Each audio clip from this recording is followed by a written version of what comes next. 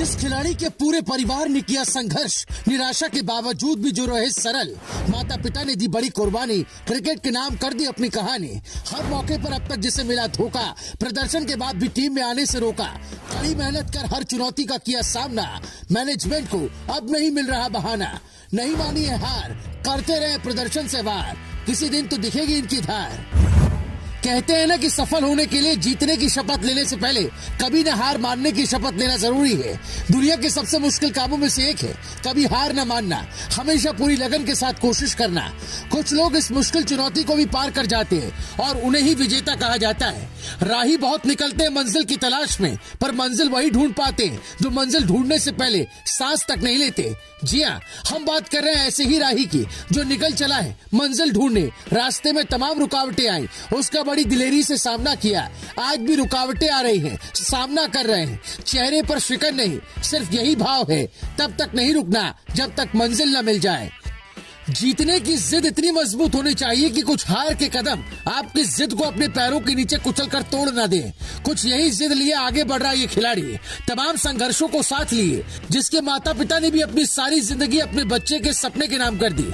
उन फप्तियों को अपने साथ लिए, उस मजाक को अपनी ताकत बनाए। आज ये बड़े चट्टान की तरह अड़िग खड़ा है, जिसका नाम संजू सैमसन है। महज 18 साल की उम्र में आईपीएल डेब्यू और 20 की उम्र तक आते आते इंटरनेशनल क्रिकेट में डेब्यू करने वाले संजू सैमसन बचपन से ही क्रिकेटर बनना चाहते थे। उनके पिता का भी यही सपना था कि संजू क्रिकेटर बने। यही वजह है कि संजू के पिता ने उन्हें क्रिकेटर बनाने के लिए कई चुनौतीपूर्ण फैसले लिए। श्रीलंका के खिलाफ टी20 सीरीज और वनडे सीरीज के लिए टीम इंडिया की घोषणा हो गई। ऐलान कर दिया गया कि स्क्वाड में कौन कौन खिलाड़ी होंगे। टी20 में संजू सैमसन को जगह मिली, वनडे में उन्हें नकार दिया गया, प्रदर्शन को नजरअंदाज कर दिया गया। लेकिन सिलेक्टर्स पर इतना प्रेशर था कि उन्हें हर हाल में संजू को किसी न किसी फॉर्मेट में लेना था। सो उनकी टी20 इंटरनेशनल क्रिकेट में वापसी हुई, लेकिन वनडे से उन्हें बाहर कर दिया गया। कोई वजह नहीं, प्रदर्शन पैमाना नहीं, किसी को नहीं पता वो क्यों बाहर किए गए। सवाल तो बड़ा है, लेकिन जवाब सिर्फ और सिर्फ बीसीसीआई और सिलेक्टर्स के पास है।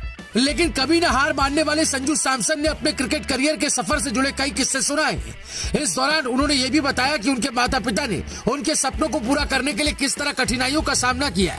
संजू सैमसन कहते हैं, जब हम 6-7 साल के थे तो पहली बार पापा हमें फिरोज शाह कोटला के मैदान पर नेट प्रैक्टिस कराने लेकर गए थे।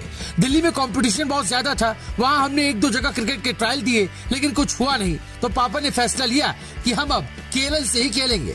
1 महीने के अंदर हम लोग स्कूल वगैरह छोड़कर केरल शिफ्ट हो गए। मेरे और मेरे भाई के लिए हमारे माता पिता ने ये एक बड़ा और बोल्ड फैसला लिया था। संजू आगे बताते हैं, त्रिवेंद्रम पहुंचने के बाद हमें 1-2 महीने तक किसी स्कूल में एडमिशन नहीं मिला था, क्योंकि हम बीच सेशन में आए थे।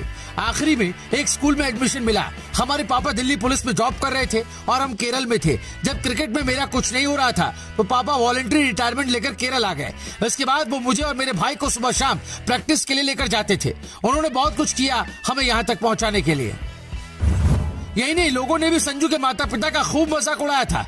जब भी वो प्रैक्टिस के लिए आते थे तो उनका और उनके पिता का मजाक उड़ाया जाता था। लेकिन कहते हैं ना कि रास्ते की रुकावट ही मंजिल तक पहुंचने की जिद को बढ़ा देती है। ऐसा ही हुआ, संजू सैमसन ने कहा।